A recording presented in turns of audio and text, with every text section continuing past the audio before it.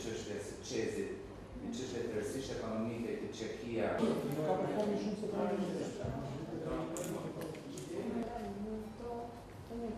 dhe që mund të negociojnë më pas. Por mori kajkat e takimin. Është në çik takimin e mbrëmshëm të kanë pasur ambasadorët e Që nesër do të jenë negociatorë ashtu apo. për të thënë një po apo jo të martën.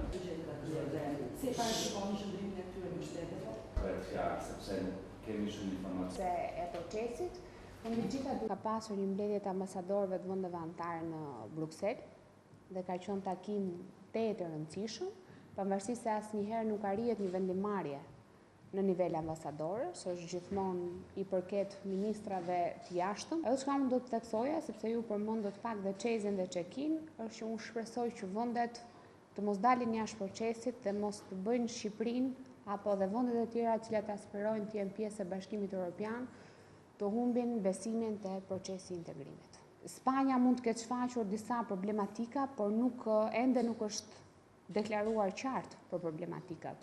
Nuk do të thoja asnjëherë se kjo është diçka për të shfrytzuar para statusit, apo është një aksion për ta shfrytzuar për një vendimarrje pozitive për statusin e vendit kandidat.